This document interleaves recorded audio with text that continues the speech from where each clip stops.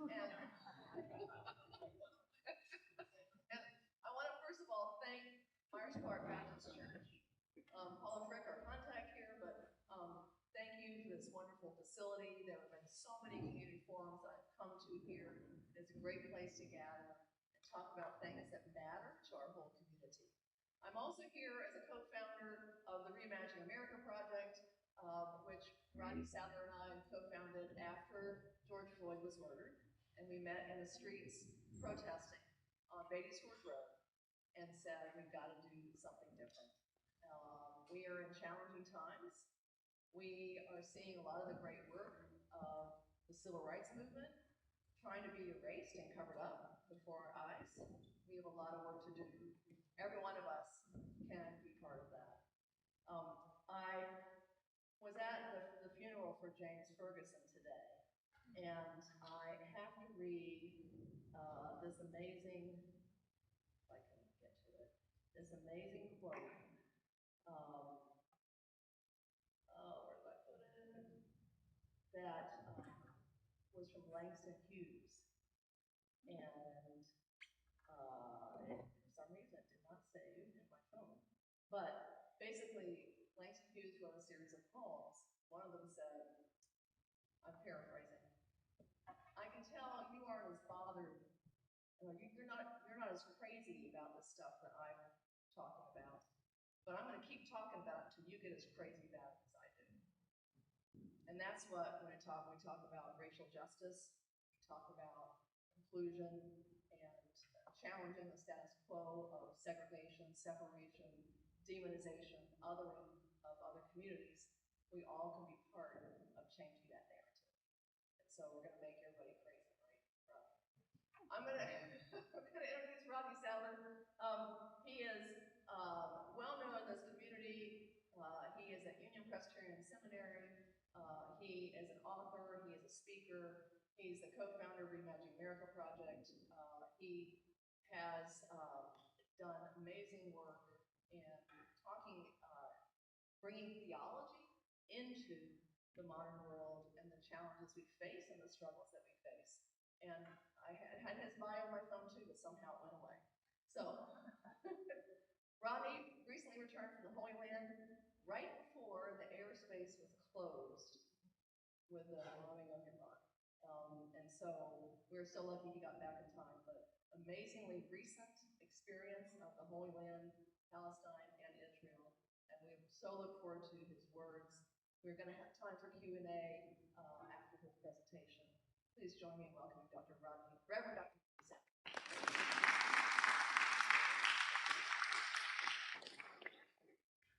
Thank you so much, Jennifer. How are we all doing tonight? How about we do this? Do you mind if we open up in the word of prayer? Let's look to the Lord. Holy One, our sisters and brothers are fighting. They are knee on throat. They are slaughtering the innocent. They are struggling to survive. They are breaking and broken. But we know that you are a God of wholeness. As we come before you tonight, may we be instruments of your peace, repairers of the breach, those who live our lives to make those whole again. We call on you by many names, but remain eternally grateful to you in all of them, and always ask that you use us for your purpose. Amen. So thank you so much, Jennifer, for that introduction. It's always wonderful to be able to work with you on different things. I'm grateful. And grateful to all of you that have braved the rain to come out tonight. I know that people in Charlotte are rain averse, so it's good to see so many people here today. And I want to talk a little bit about these issues. Let me also say it would be wrong to speak tonight and commemorate James Ferguson. and all that he has meant for this city, this nation, this world, and fighting for rights. And in part, the notion of rights is what I want to talk about today. I'm going to share a little bit about a trip I just got back on from Palestine and what took place. And I'm going to talk a little bit about it in two segments. I'll start off by talking a little bit about my experience for the first 8-9 days as part of a delegation of Christian seminary professors that are going to study there and see what's going on with Christianity in the Palestinian community. And then the last 2 days I was there, I spent some time with a Jewish Israeli friend of mine who's a peace activist. And we talked about the nature of what does this all look like from the Jewish side. So I'll share a little bit about both of these dimensions of the conversation as we go. And as I usually say, I'm used to talking for 3.5 hours straight. So if you actually have a question, interrupt me. I am welcome you interrupting me so that we can begin to wrestle. Sound like a plan? Yes. Work for everybody? All right, let's take a look.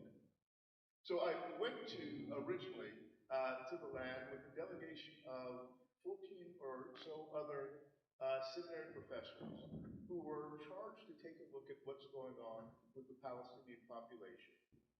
Going there primarily to consider how does this look from the perspective of Christian lenses. What's going on with Christianity in Palestine? How does this impact the nature of the larger division between what we usually think of as a Muslim-Jewish divide? What's going on the ground? So the first 9 days, again, were spent there. This is a friend of mine, Moshe Chertov. The last 2 days I was there, I spent with Moshe Chertov. And Moshe is one of the most amazing human beings I know. He's an Israeli peace activist who really does put his money where his mouth is. I want you to take a look for a second at his shirt. You see that number there? What's the number you see? Yeah, I'll talk more about that a little bit later on as we go as well. And he's interestingly standing outside of the courtroom where, as we were taking this picture, Benjamin Netanyahu was in theory being tried inside. Granted, he never shows up for his trials, but that was the courtroom where he was being tried across from our hotel there. First day I got there, this was a roundabout experience. I could not fly into Tel Aviv because of all that was going on, so I flew into Amman, Jordan, had to cross the Allenby Bridge, and I got to the community of Seville late. Now, Seville, I don't know if you've all have ever heard of this. Some of you may have heard of FASNA, Friends of Seville, North America. But Seville is a Palestinian liberation theology. Now, do any of you all know what liberation theology is? I don't see a lot of head nods. So usually we'll talk about liberation theology as God's intentional, preferential option for the poor, the disenfranchised, the marginalized, the aliens, the widows, etc., etc. Liberation theology tends to lift this perspective up. Palestinian liberation theology is trying to say, what does Christ have to say about what's going on the ground today with the Palestinian people? So we were there studying with this group, and the first day I got there, I unfortunately arrived a bit late and came into a conversation that the group was having. And I sat down right where you see, on the side of the speaker, and she began to speak to the group. It was about 10, 15, maybe 20 minutes into the conversation before I realized that this young woman, Nador, who was, I think, a PhD student studying the issues that were going on in the day, is actually blind. And this blind woman was exposing us to things that she had seen, yet we find it difficult to see. Some of the things that Nador said. What's going on with the Palestinian people is undoubtedly, undeniably, a genocide. This is not just true in Gaza, and I think most of us will wrestle with that and wrestle with the understanding of that, but also what's going on in the West Bank as well. And this might be new to some of us to hear. She said that the notion of genocide begins with an idea that centers one people at the expense of another. If you think about establishing that line of reasoning, once you center one group of people, once one group of people is considered supreme, better than, exceptional, then others are considered lesser than. And as we see situations evolve in this way, we begin to see what happens. And the inevitable end of this, she would suggest, is genocide. If we refuse to identify the genocide as such, she said, we are complicit in it. We are helping to perpetuate it. We are not challenging it. And we are in part responsible.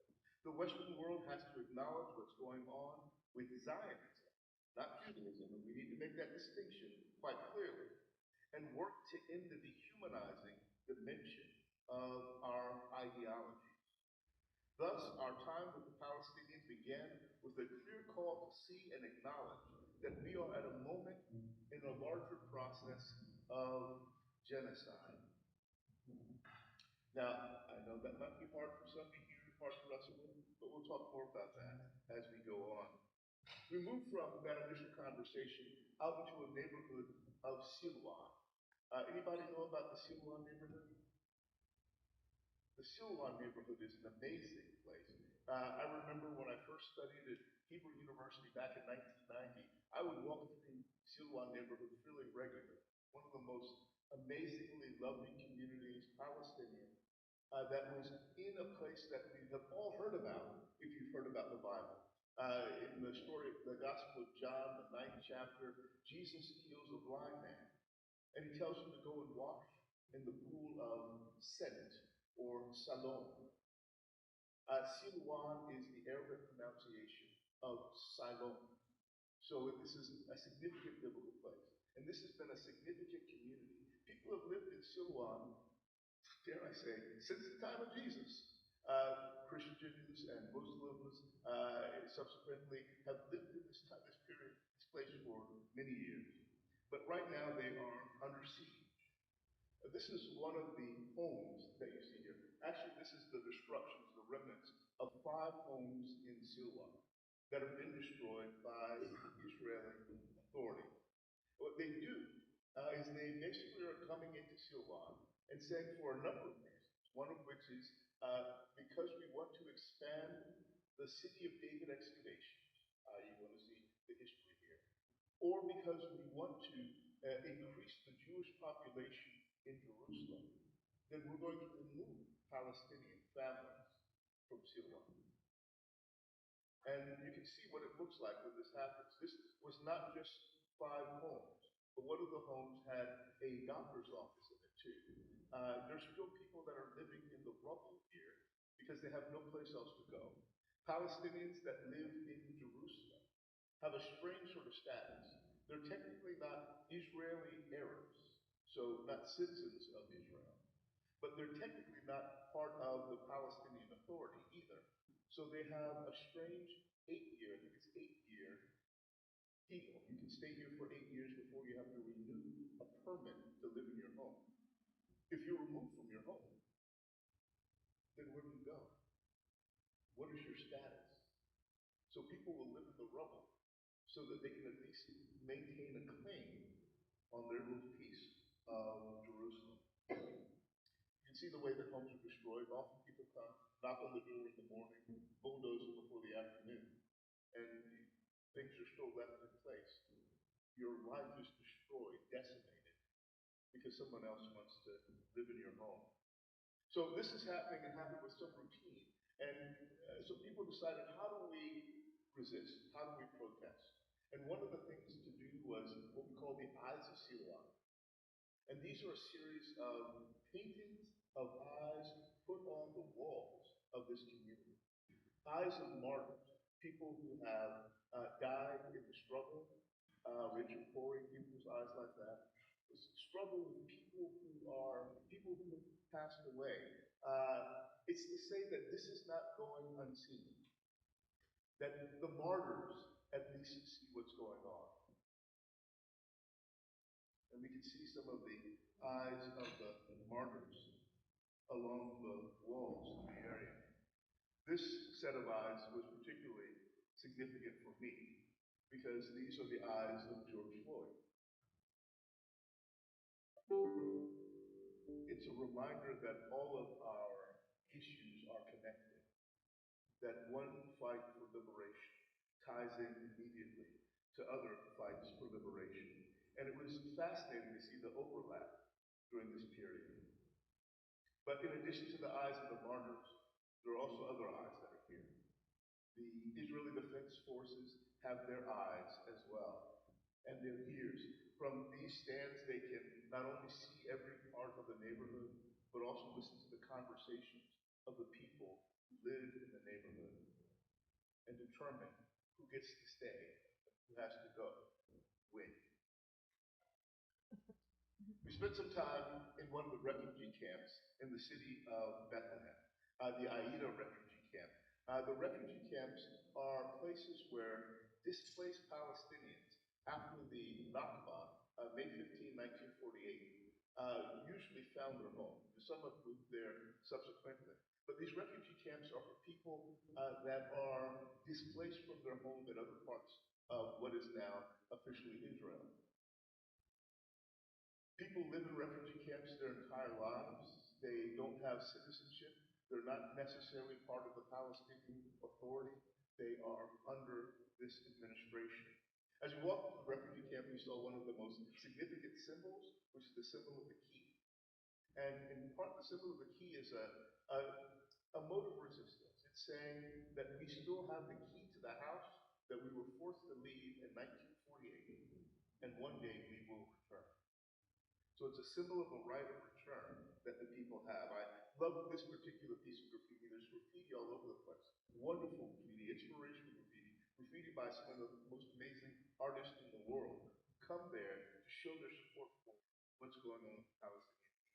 But this one, something inside so strong, which is a term that, a message that grew up in South Africa during the anti-apartheid movement, is used today by the Children's Defense Fund in the freedom schools today, but is inspiring the people of Bethlehem even to this day. Some of the people that have been killed, captured, and put into jail, most of us don't know how many Palestinians are actually jailed without charge. There are estimates of about 10,000. So when we talk about hostages, we have to recognize that in part hostage taking by Palestinians is often done to get people released from Israeli prisons on no charges. Legally, if you could say that, they're able to keep people for 8 months without ever giving them a charge. This is Rayal, who is a young woman who lives in the Aida refugee camp. And she was sharing a little bit about what her life is like. She works with a group of people that are trying to uplift the young people, to give them opportunities. And she was talking a good deal about what life is like here. One of the quotes that struck me most is that in every Palestinian is a traumatized child. She talked about the fact that the UNRWA, the United Nations Relief and Work Agency, which began in 1949, has recently pulled its efforts from these camps. Now, most of us don't understand this, but the UNRWA was the only means of support that the people have that live in this community. So their education, their health care, their job training, employment, often comes from this organization. Supposedly, Nikki Haley came in, looked at the group, determined that the UN group was supporting terrorists, and therefore removed the American resources from it. And now the organization has no money with which to work, so it's being pulled from the area. I asked her, what's going to happen with education? What's going to happen with healthcare? What's going to happen with job training? No one knows. Can the Palestinian Authority step in? They don't have authority to do so. Who will step in to fill the gap? This might be a place where we might step in to fill the gap. We have to be the voice for the voiceless, she said.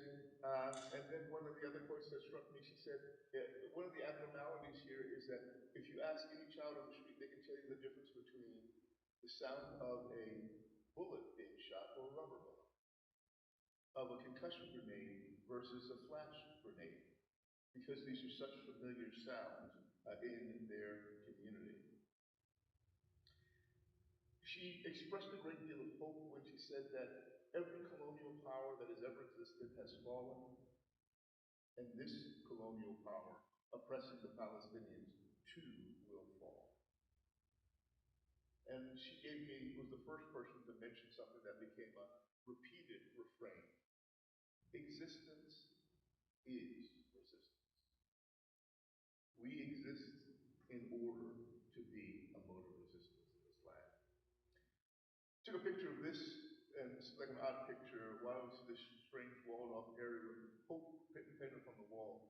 Because this is within this very limited space in Bethlehem, in the Aida refugee camp, is an Israeli army camp that they just had to put there because we need to do some munitions testing, and this is a good place to do it, within the middle of this larger community. Note some of the graffiti on the wall. We will return. The keys, which are the symbol of the eventual return of the people. And I had to give us this map. Most of us, have you all seen this map before? Have most of you seen this map? It's a significant map because it shows literally what's going on now. In 1900, roughly 1900, the latter part of the 18th century, we see 100% occupation of the Palestinians in this area. Palestinians were Christian, Muslim, and Jewish. As time goes by, the next one over, the second one over, you see the pockets of Jewish settlement in the region. Jewish settlements, in theory, were originally welcomed. There was an attempt to figure out how we can find a way to coexist. 1948, we see the division of the land in the third image, and the way that this was divided. I have to admit that it was a black man, an African-American man, bunch, that actually, in part, divided these lands. So, as an African-American man, I can't say that we've got clean hands either. Next one over is the 1967 border. What takes place after 1967? Next after that is during the first Intifada and the subsequent Intifada. And the last image there is the image of what Palestine looks like now. Very little contiguous units, pockets, small pockets of communities where millions and millions of people are forced to live. And I'll show you a little bit about what their lives were like, in part because of that. You see the Gaza Strip on one side, and then you see the pockets on the other side. This is one of the reasons that people think a two-state solution now is an impossibility. How do you have a state that's got so many pockets of others that are in it? And many of these pockets, these spaces, these white spaces amongst the green, are filled with settlements. Israeli settlements that are illegal, yet strangely supported by the Israeli government. Supported by enormous numbers of troops. We'll see what that looks like later on. And the apartheid wall is part of the way that this is accomplished. Now, many of us heard about the wall, the great wall that will protect the borders of Israel from the dangers of Palestine. You've heard about this, right? So we thought, oh, well, probably this will follow the 1967 borders. This will probably be some sort of dividing line and really be an effort to keep people safe. This is what the wall looks like. And we can see the wall as it's sort of this massive structure that meanders through the West Bank. This is a section just outside of the city of Jerusalem. I could not get to it from the city of Jerusalem, had to drive all the way around, go to Ramallah, and then drive back down, all the way back towards it, because roads don't go there. If you look, the wall cuts right across the road here. This was previously an extraordinarily economically prosperous industrial area for Palestinians that was literally cut off by the wall. The wall is not an attempt to provide safety. I actually saw people jumping over it to go to work. The wall is there to take land, to delimit people's freedom and opportunity, and to foster the sort of division that we see. Just for perspective here, this is our leader Omar standing next to the wall. You can see how tall the wall is, but people get over it fairly easily. And around the wall, you can have a wall without these towers, where Israeli soldiers are perched. Often snipers are set and are able to pick off people within the communities. I want to give you this sign too, because the three kinds of areas in the West Bank. There's an area A, area B, and area C. Area A is in theory area that's controlled by the Palestinian Authority. In theory. Area B is land that's controlled jointly by the Palestinian Authority and the Israeli Defense Forces. And then Area C is area that's controlled exclusively by the Israelis. All of this in the West Bank, i.e. on Palestinian land. Spent some time with a few different people along the way. And one of my favorite people is this young woman named Alice, who works with a group called, her farm called Al Makrur. She was an amazing human being, and in part, I loved her t-shirt. Her t-shirt was amazing. That's her in the front, and Jesus standing behind her. She had this incredible, I thought we'd turn that off. She had this incredible ability to engage with the understanding of what's going on in a theological way. She said 1% of the Christians left here, 1% of the Christians that are left there are still present, but the Israelis want to eliminate them so that they can suggest that our fight is not against Christians, it's just against the Muslim extremists. Christians use nonviolent tactics traditionally, so there's been a tension. How do you force them out in the same way? But we can see that there is a great immigration of them from the land. Sacrifice is part of resistance, she said. This is the show of love is by what we sacrifice for our stance in the land. She said that we as Palestinians find God in life. Heaven is here. Heaven is in our head, i.e. heaven is what we make of our world. The worst enemy for humans, she didn't say it was the Israelis. She said it was fear. The fear of losing something. And the moment that you realize there's nothing to fear, you have overcome. We need to awaken the Christ consciousness of all of us, she said. We need to awaken truth. And then, as a theologian, she just really hit me with the last one. God is experiencing God's self in each of us. This native Christian theology born in the land is in part what we're losing as we lose the presence of the indigenous people in this region. Spent some time at a place called the Tent of Nations with the Nasir brothers. The Nasir brothers are part of a family that's owned this land since I think 1976. They own this farm. They grow crops of figs and olives, and they bring in children for summer camps to show them what life of Palestinians has been like for years. They are there under attack, however, because they've got prime real estate on top of the hill, and there is a desire to take it. We met with them in their cave. I think the cave is in part where they meet because this used to be where they had their home, but it's also a safe place. in the midst of the violence that's going on all around them. And I took this picture. The next two pictures are actually the same picture, but I wanted you to see two different sides. This is the lower portion of the picture where you can see in part their farm and this claim of the land that their father put in when he was there. He got the land in 1976. And this is a picture of what it looks like beyond them. This is an Israeli settlement, and I can't make it bigger actually, but this is an Israeli settlement. And most of us think about settlements, oh, it's a little tiny thing, it's a few people. No, these are communities.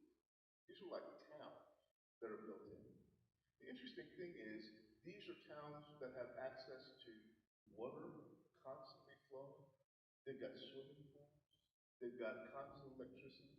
The Palestinian population that lives outside of that gets water for 40 days a year, has to store it in rooftop tanks in order to have water throughout the whole year.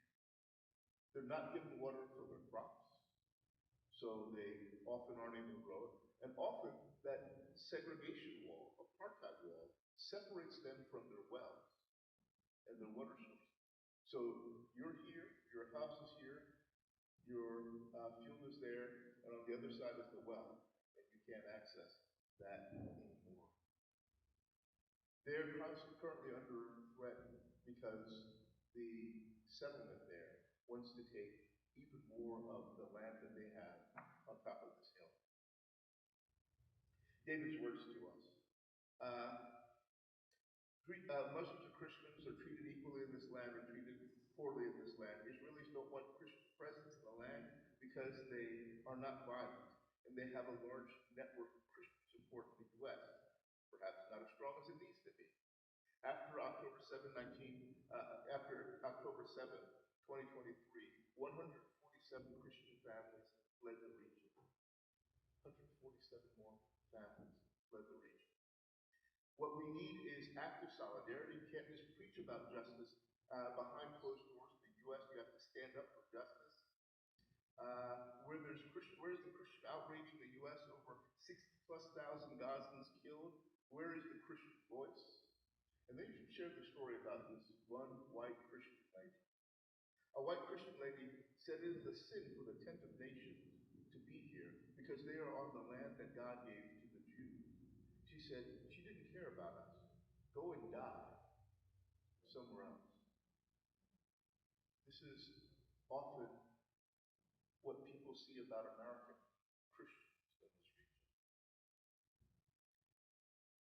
Finally, we exist to tell our own stories so others will understand. Next day, we went to the city of Hebron. Hebron is an incredible city. I think there's some 250,000 Palestinians that live in the city of Hebron. Took a bus into the center of the city, where all the markets were and all the stores were, and we saw no one. As we walked down the streets, we saw all of these stores, and they were all closed. It wasn't just that they were closed, it's that the doors were welded shut. They were welded shut, and the people have not been able to go back into them to take things out to use them since October the 7th, or maybe October the 8th. 250,000 people didn't see a single person walking on the street, besides a few Jewish families and the Israeli army. 100 Israeli families have moved into the city of 250,000 people. Along with them came 4,000 Israeli troops. And what that means is that the people are not able to come out. People have to hide in their homes, have to sneak out of windows, have to get food only at designated times who live in this area. This is a beautiful little garden here, isn't it? Cute little garden. These are actually the steps that go to the still in use Muslim girls' day school in the area. The settlers did not want the people to have comfort. in their own space. So they planted a garden on the steps so the little girls would have to go up to the dump on the other side to gain access to the schools.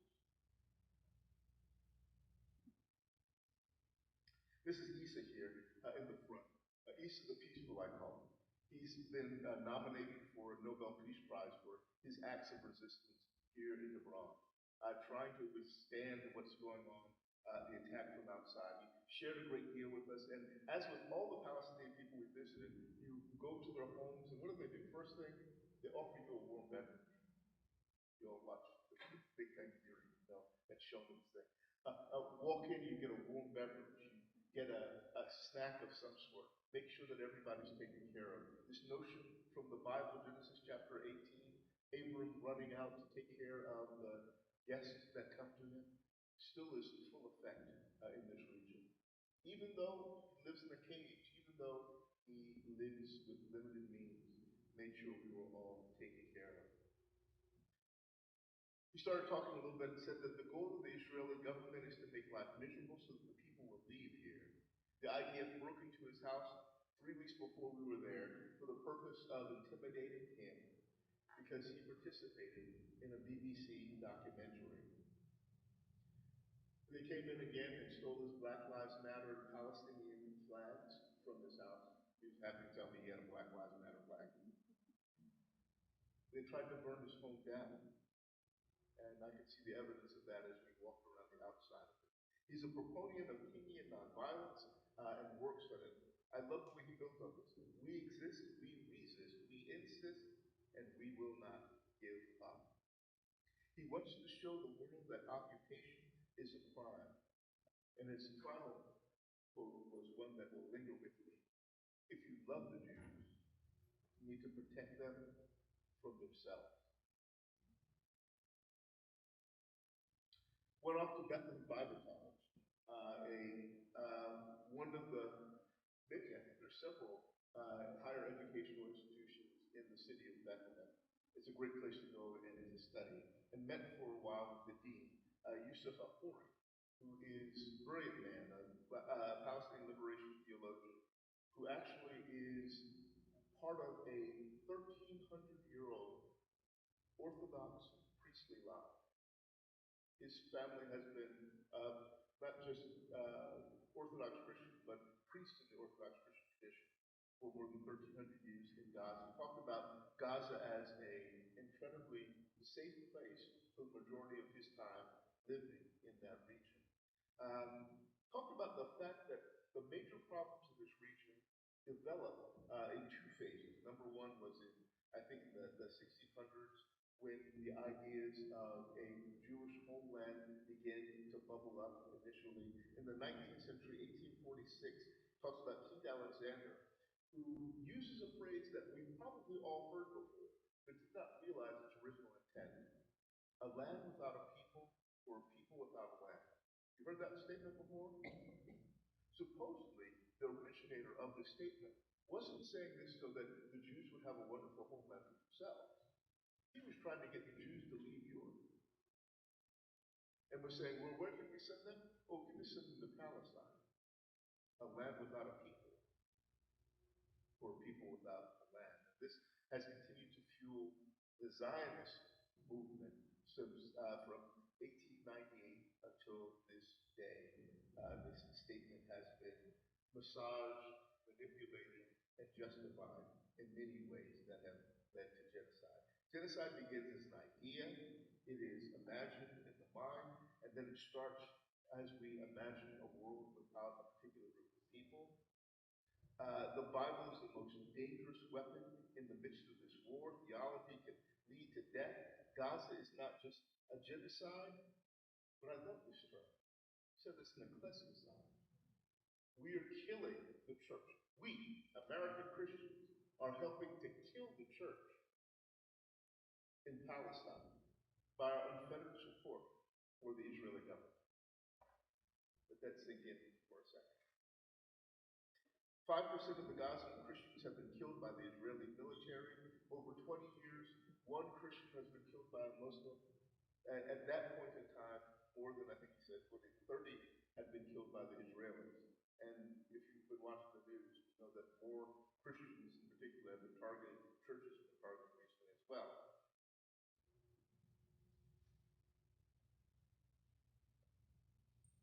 We left there and went to spend some time with the Kabir family. And the Kabir family represented a compromise with the Israeli attempts of taking over land. Their land was deemed desirable. A settlement was put in beside them. They petitioned the court so that they would be able to stay in their land. So the Israeli government built a cage around their house. They imprisoned their house. This is us walking through the gate to get into the house. This is Mr. Kabir here, who welcomed us in and had his children serve us tea and coffee and biscuits and things of this nature, as they had little to nothing. This is the driveway, and you can see how small and narrow the amount of land that it actually has. I don't think there's 3 feet space between the walls in the house as you walk around the rest of the development there. So this is us sitting in their front yard of the house. The cage was a compromise with the Israeli government, allowing them to keep their land.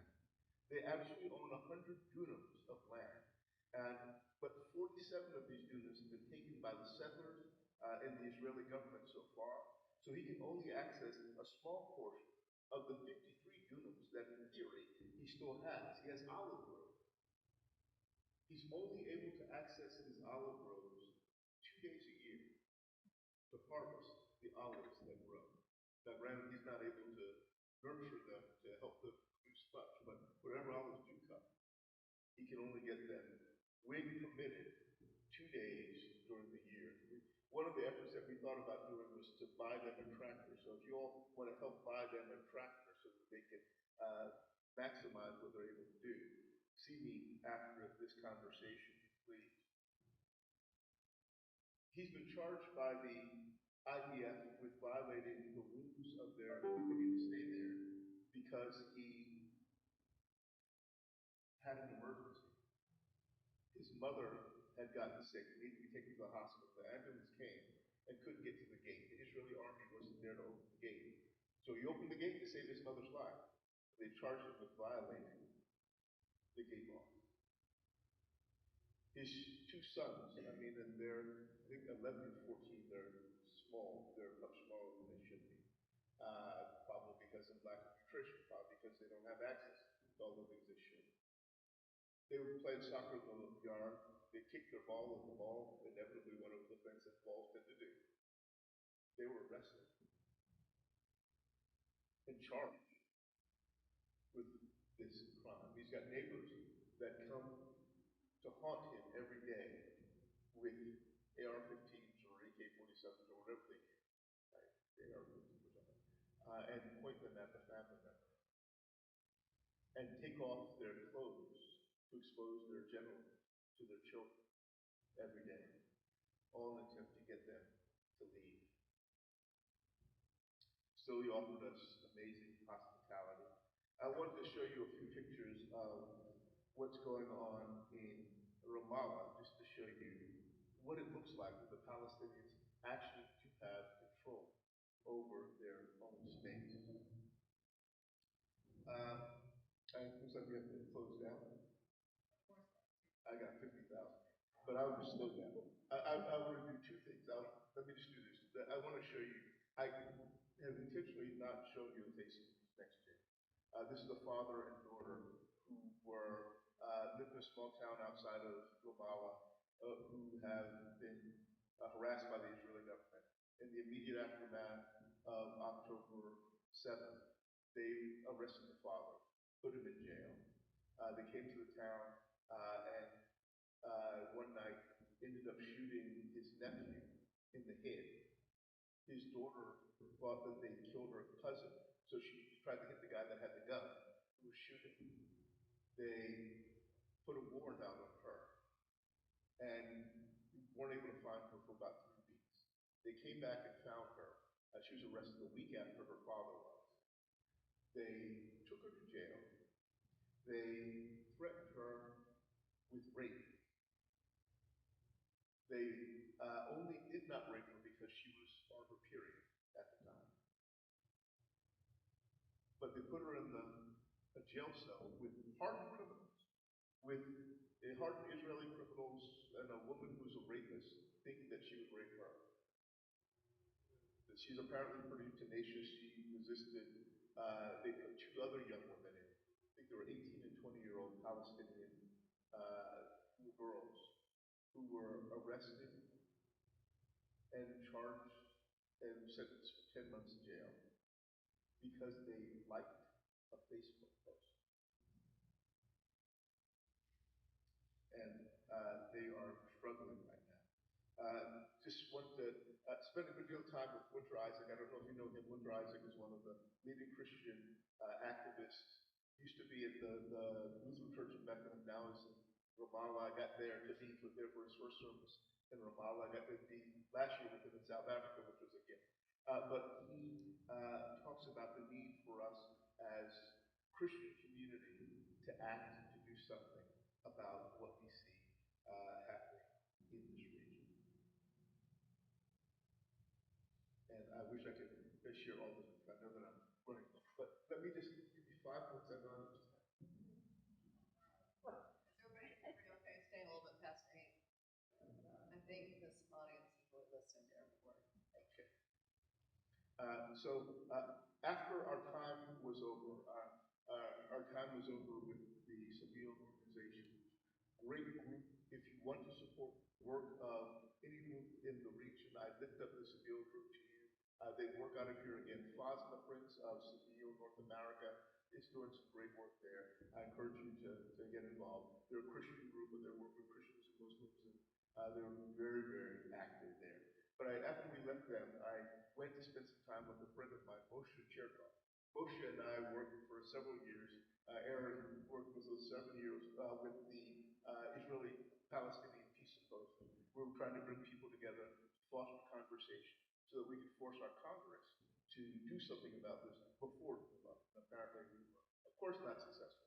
But he's been a dedicated peace activist. He's the kind of person that really does put his money where his mouth is and has been living there. He started off in California, ended up moving from California to a kibbutz, and has struggled there to make a life for the last 50 or so years now.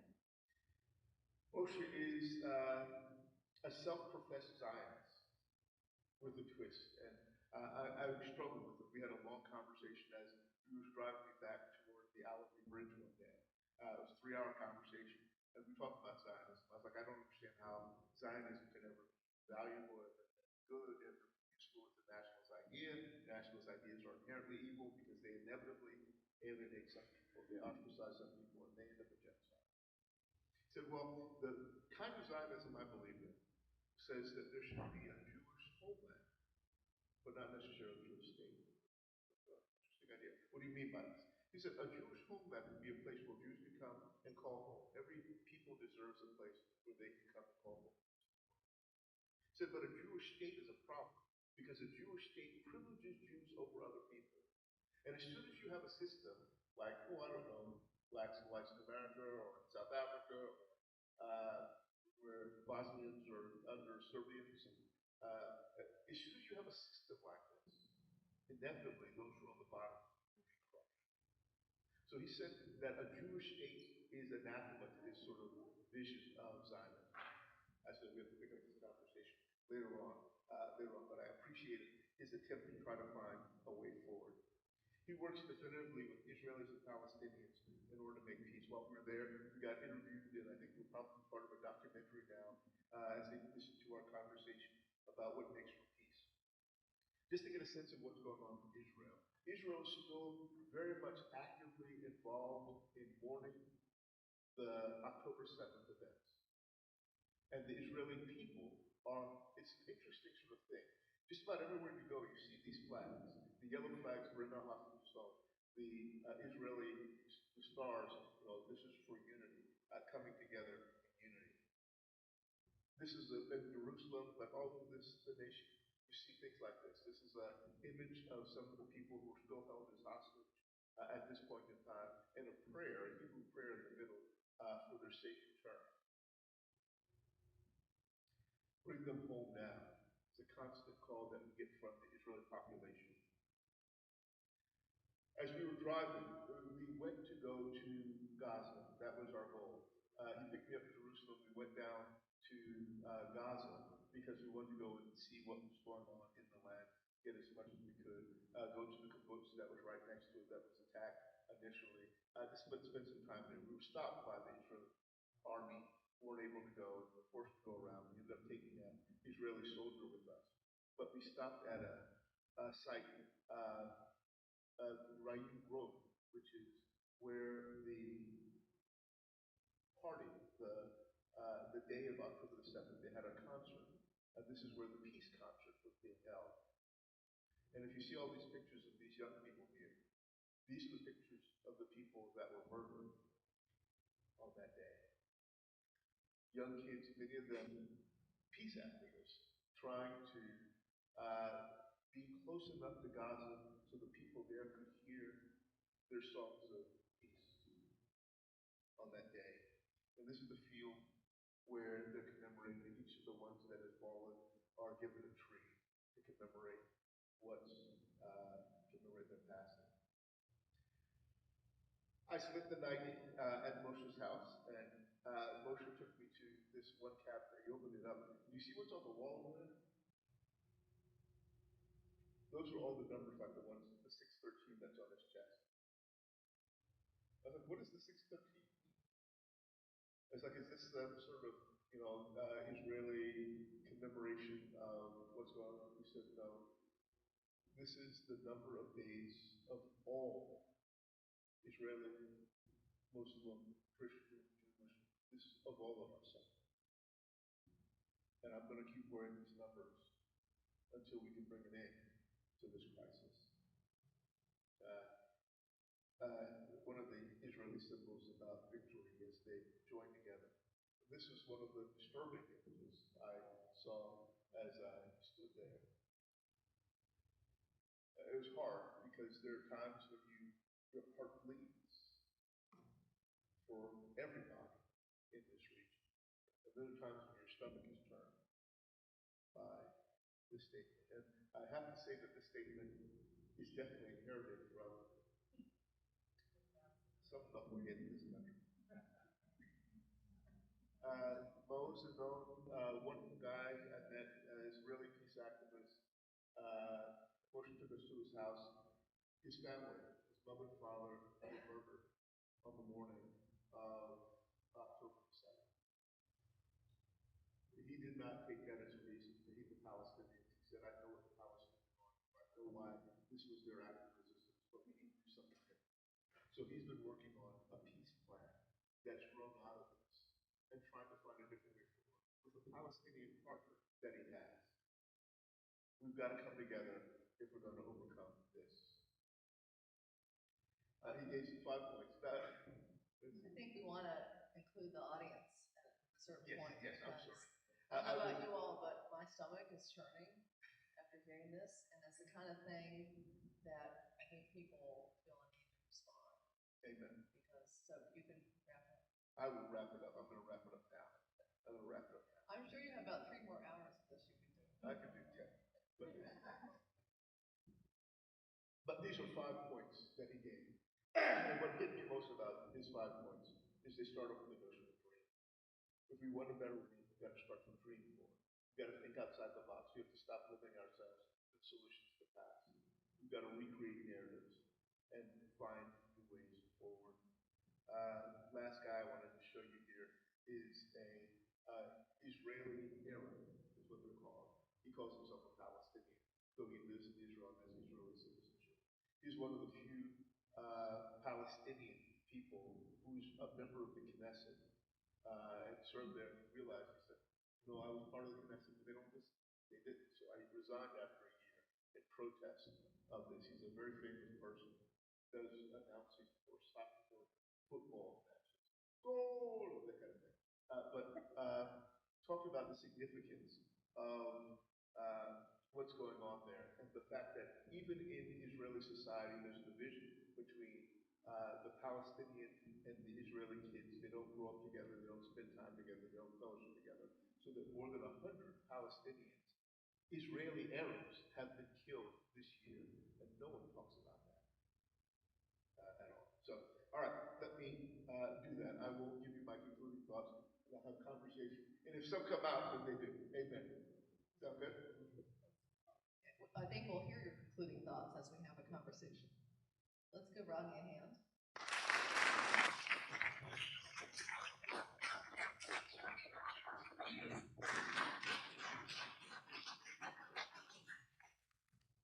I think the pictures are so powerful.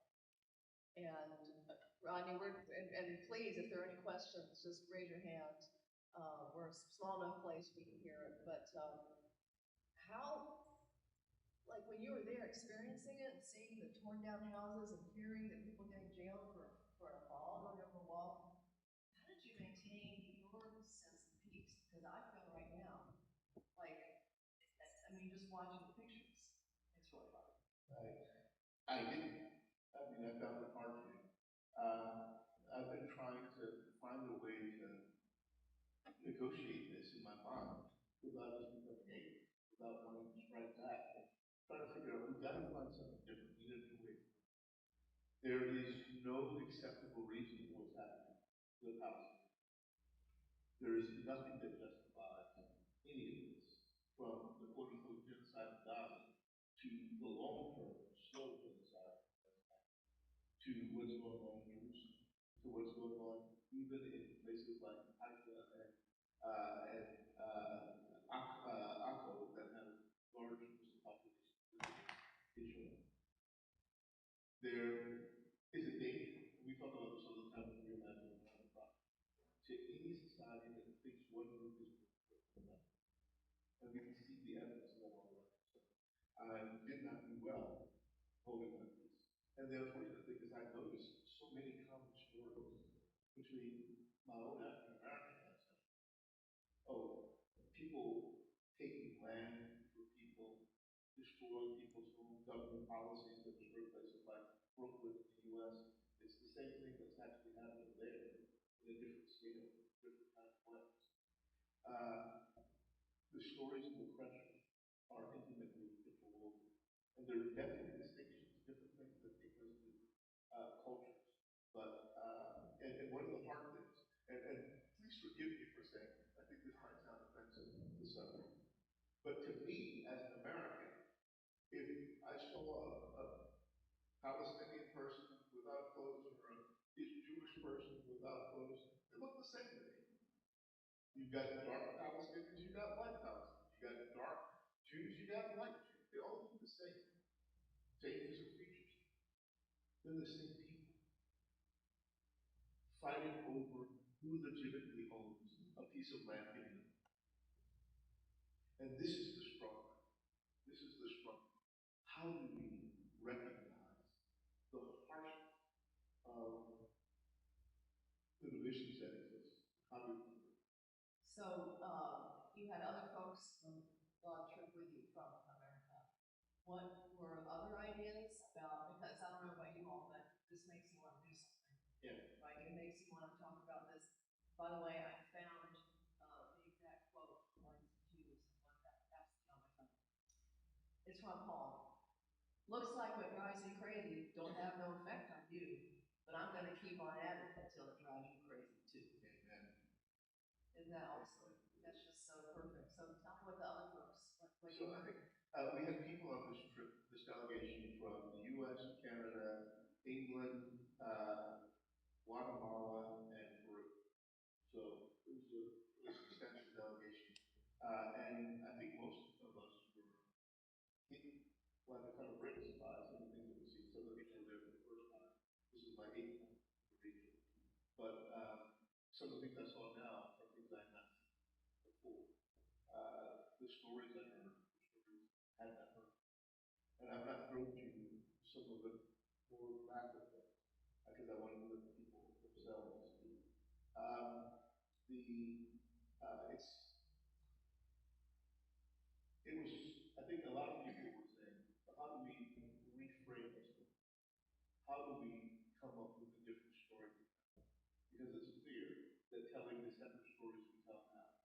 Israel and all belongs to the Jews.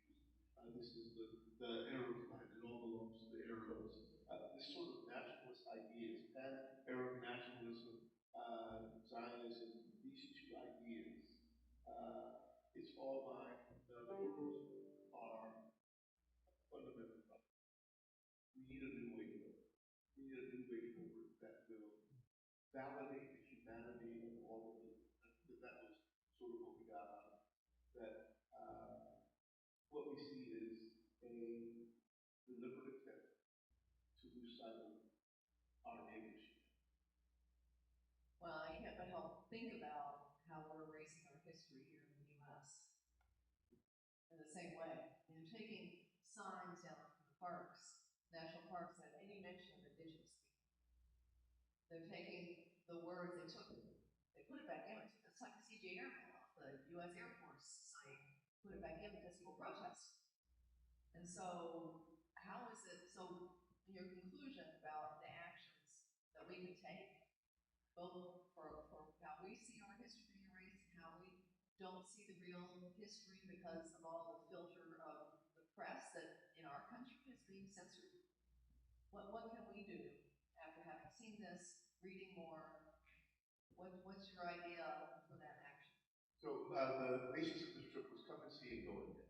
So if you've been disturbed, if you've heard something new, don't tell us nothing. Let's amplify this. Let's help people to know. And I will tell you, I am not pro-Palestine. I am not pro-Israel. I am decidedly pro-justice. And what justice looks like is the need for a Palestinian state, Palestinian autonomy. What justice looks like is the need for secure water. What justice looks like is the need for, why do you have enemies controlling enemies? We need to have a UN peacekeeping force that separates your two parties and defines clear boundaries. 1967 boundaries might be a good place to start. But we need a different way of looking at this that begins with the fundamental principle that every human being is created in God's image and therefore is sacred, their lives are sacred, and they deserve freedom, dignity, autonomy, etc. You mentioned a peace organization that is working.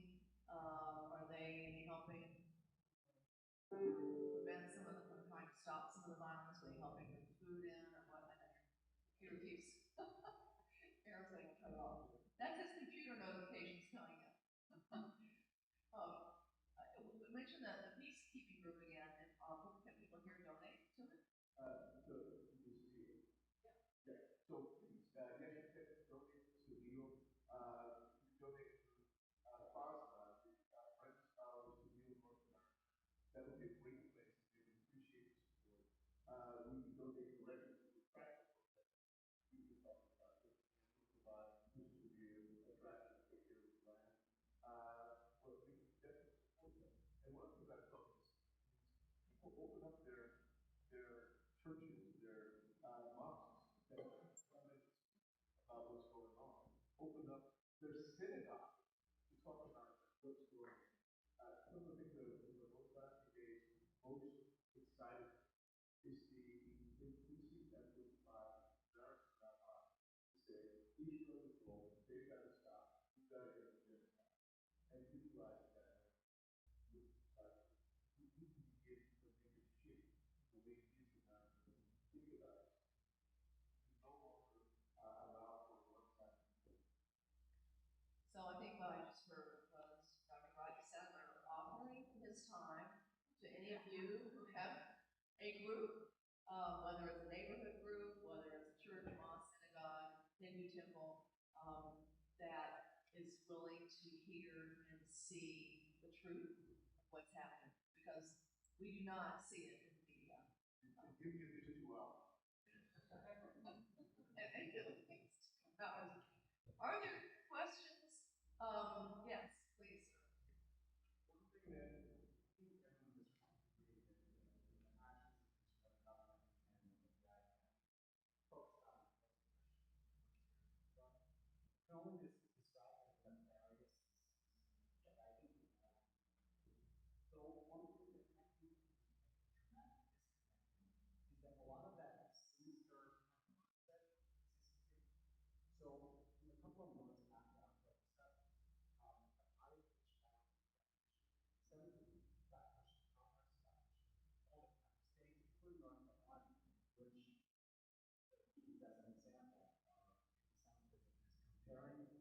Israel to the Nazis, right?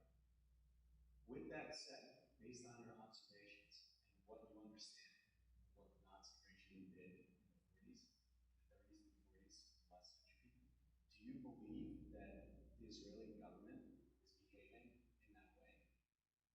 I would say, I would say, is this working? No. I would say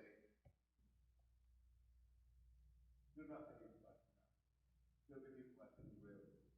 It is a crime in and of itself. It is the state. It is not unlike the people that we see. When a government decides to oppress one group of people, and it decides that they no longer matter, and it decides its vision for what should happen is more important than other people's lives, it is become reality. So I hear a lot of people, particularly Holocaust scholars, saying this is like the Nazis. And I would fully agree with that assessment. But what I would say is we need to recognize the distinctive prejudice.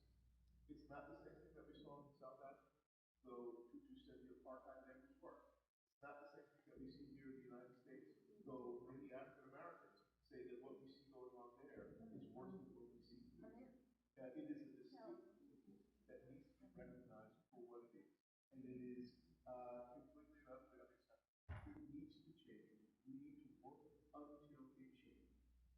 But you know, as a follow-up, and I do want to bring this back ultimately to kind of his advice to give to the Christian community, particularly on how they can be more involved. But as an American, when I see, like I said, these nefarious and sinister tactics used to suppress people and genocide people, that's not the understanding of Israel. And I see these same forces attacking white racist American to speak up about these atrocities. Our country is underwriting genocide.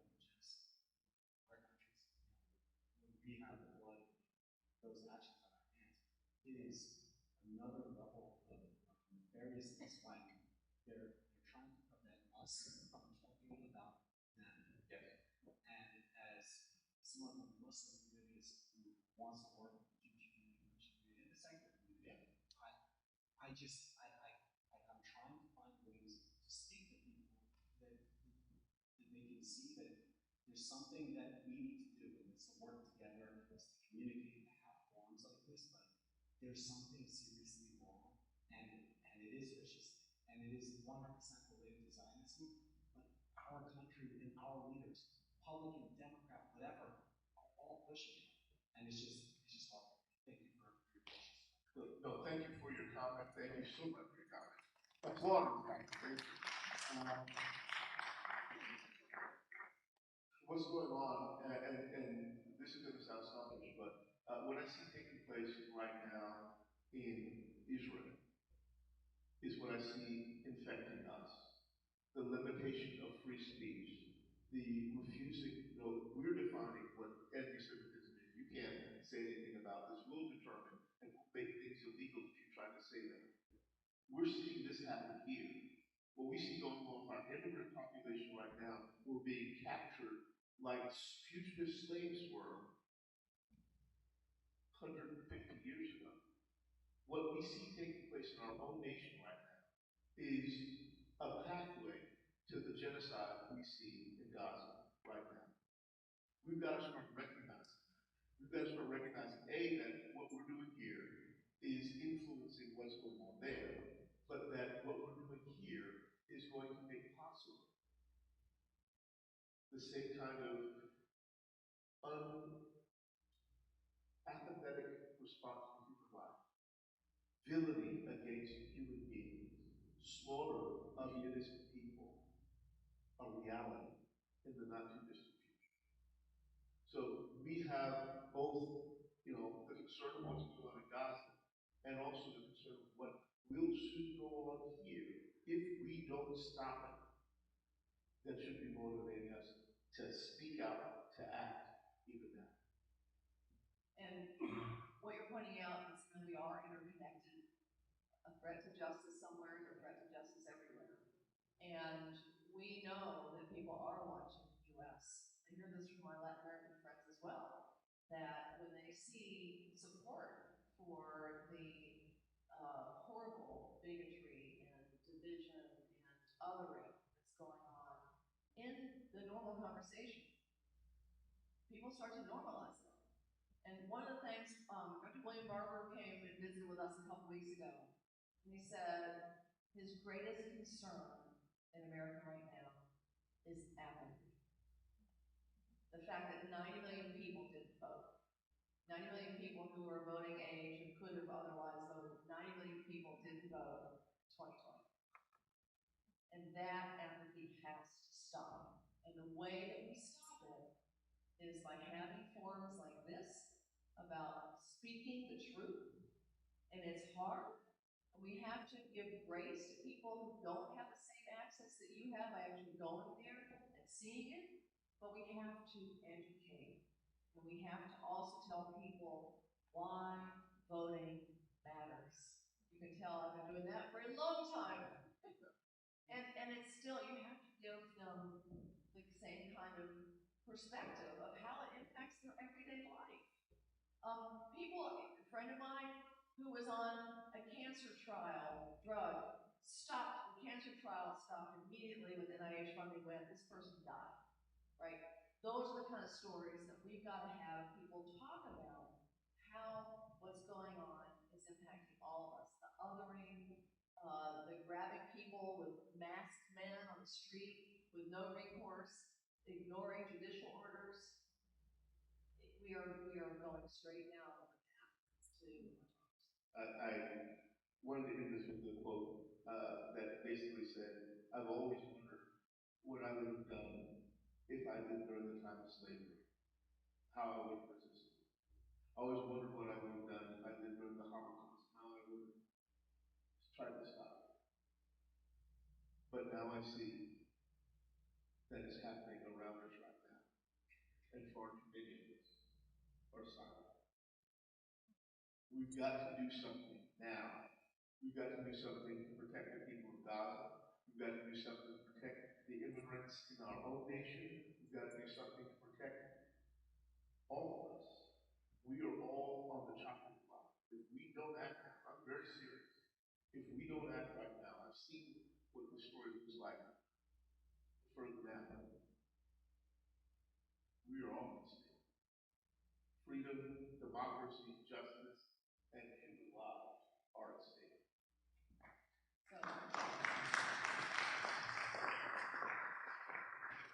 So what I'm hoping is that we recorded this. Aaron's going to put it on the website for the Reimagining America Project, our YouTube channel.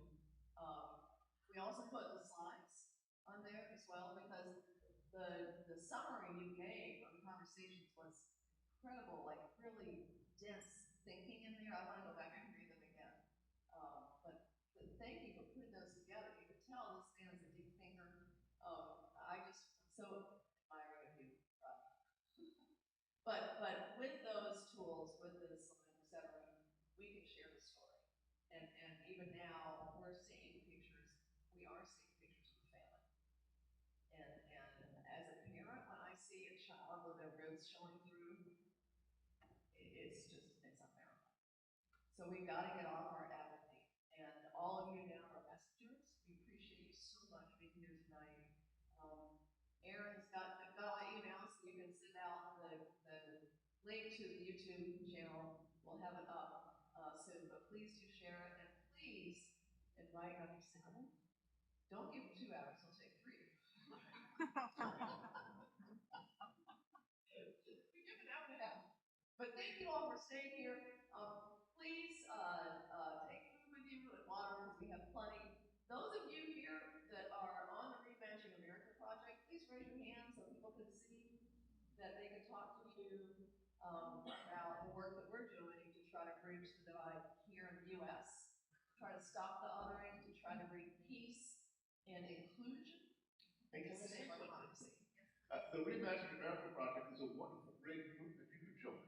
We meet here in Charlotte every Wednesday night from 5:30 to 6:30. But we meet on Zoom, so we've got people that join us from the Netherlands and from Michigan and from all over the place. And we would welcome you to join us too. And we would welcome this larger conversation. What do we do with Palestine? What do we do with immigration?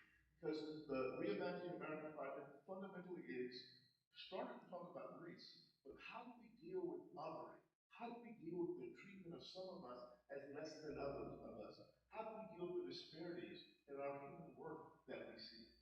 And how do we find a way past it? We need help. We need you. Please join us with Reimagining America project. Thank you so much. Give Rodney another hand.